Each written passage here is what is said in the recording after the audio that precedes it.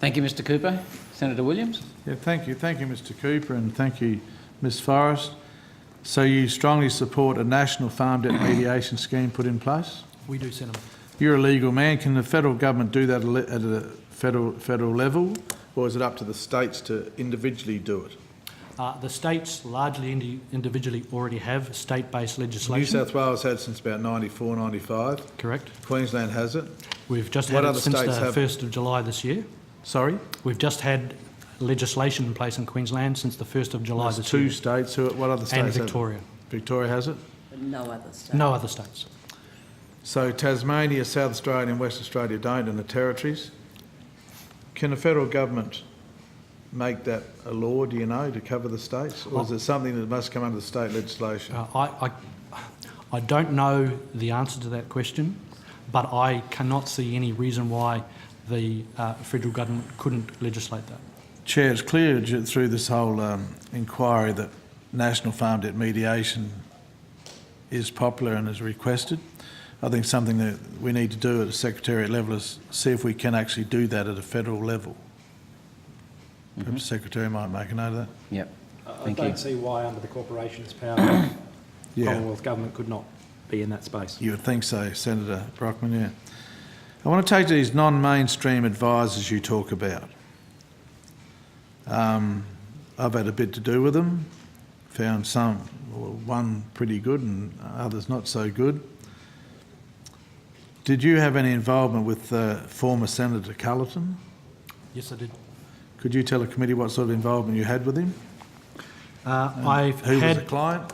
I had involvement with Senator Cullerton in relation to clients of a bank called Mr and Mrs Bradshaw.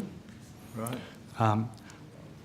I can say that my involvement with former Senator Cullerton is that, in my view, he did not assist in facilitating discussions between the bank and its customers. Why do you say that? I say that because, for a number of reasons. Firstly, over a reasonable period of time, on a number of occasions, he would be contacting either myself, the receivers appointed, or the bank, saying that he would propose proposals to the bank to resolve the matter. Those proposals were never provided. Over what period of time, roughly? I would say, I'd have to check my file, but I would say that it was at least over a 6-month period, if not longer. So 6 months, Mr Cullerton said he'd provide you a resolution, a proposal or whatever, and it was never forthcoming. That's correct. Another reason is that over that period of time, on numerous occasions, Senator Cullerton would be threatening to file proceedings. Those proceedings were never filed, save for one instance where he attempted to file proceedings in the Federal Court in Sydney. The Federal Court in Sydney would not accept the filing of those proceedings as they determined that they were vexatious and frivolous. Were they ever filed? No, the court rejected them for filing, so they never actually got through the registry. So Mr Cullerton did go to court? He attempted to file a document, which was a claim. Yeah.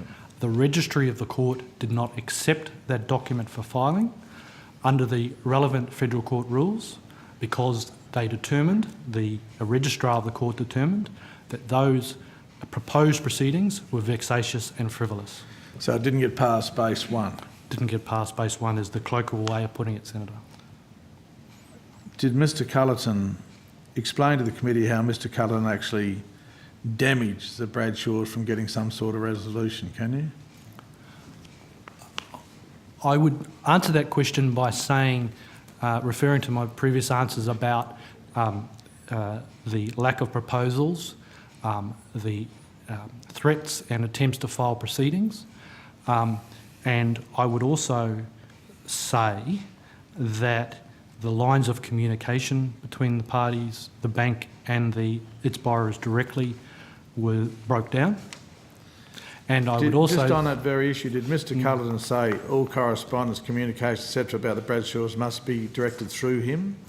He sent a document which had authority from the Bradshaws for the bank and myself as its legal advisor to discuss matters directly with him.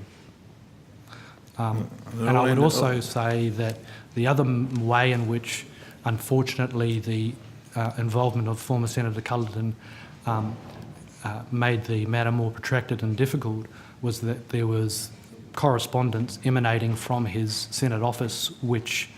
That's from the Senate office? From his office. As a senator? As a senator. Yeah. Which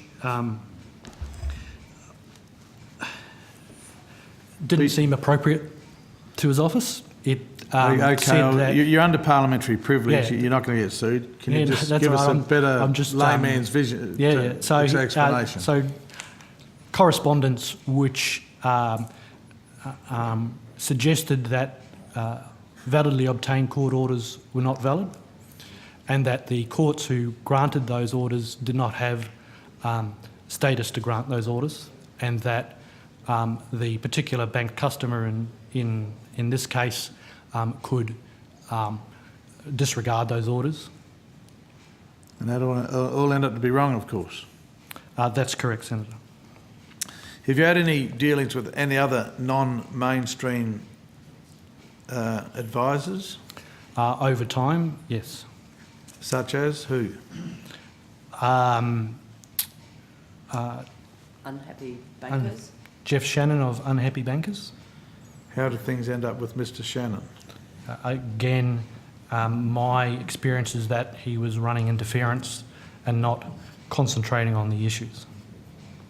And if I can just expand on what Scott has said, is similarly my interaction with non-mainstream advisors is that they advise their clients to take certain steps which don't see a positive resolution in terms of a win-win for the customer, for themselves and the bank. Ms. Forrest, is one of those steps to go to FOS for a delaying tactic?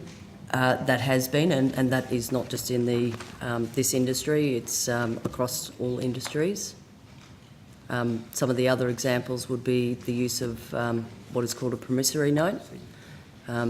And there's also, I've seen on a number of cases, references to what is called a QSIP number, which is a number out of America in terms of securitisation. Well, there are probably only a half a dozen of these non-stream advisors, Mr. Cooper, in Australia, wouldn't there be? I couldn't put a number on it, but in terms of my experience dealing with non-mainstream advisors, I would say there would be at least half a dozen in the cases of our interactions with them. Should there be some regulations on them? And I say that because surely this Parliament's not going to regulate for 6 people in Australia, but what's the solution? If these people, these people come along the way I see it to the farmer, the people in financial trouble, and they seem to be seen as the Lord Almighty Saviour for them.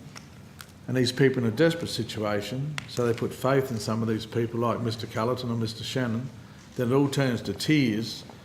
What do we as legislators and regulators have to do, in your opinion, to see that this has a high standard level where people just don't say, oh, look, you're here to save me, thank you very much. Then they find out later that the non-mainstream advisor has little knowledge of the law, going on some constitutional thing of whatever, and of course it all ends up in tears. What are we going to do as regulators to fix it? And I don't want to go regulating laws for 6 people. I agree, you can't regulate for everybody, but what I think you can do is to increase the funding and availability to mainstream advisors. So, for example, in Queensland, we have farm finance counsellors. Unfortunately, over the last few years, the number of farm finance counsellors available has reduced because of funding, both at a state and a federal level, to the extent that, as I understand it, because the number of state-based farm finance counsellors have reduced, there was an increased requirement for the federal-based farm finance counsellors to take up the slack. So the first thing that I would suggest the committee look at is to look at increasing the funding and the availability of farm finance counsellors, which is a free service to farmers in need. The rural counsellors, basically. Correct. Okay. The second thing I would say is I'd refer the committee to the submission of Dennis McMahon of the Queensland Legal Aid Service.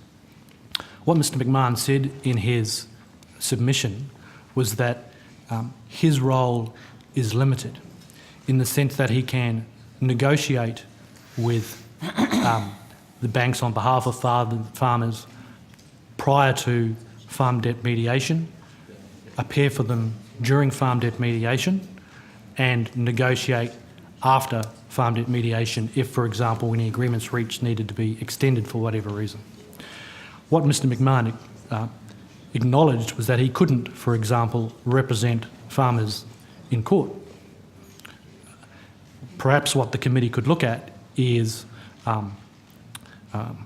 extending the funding and extending the role of someone like Mr McMahon. He's a Queensland-based legal aid, that's a state-based system, but there's no reason why this committee couldn't look at that. Well, in my experience, getting legal aid for civil matters seems to be pretty difficult. Criminal matters, of course, someone gets represented in the courtroom under criminal charge, what I see. If they don't have any money, legal aid seems to be forthcoming, but in civil matters it seems to be very scarce. Is that a correct assessment, what I've said? Generally, it's a correct assessment, but in respect of Mr McMahon and the service that he and another solicitor within Legal Aid Queensland provide, that is a free service to the farming community.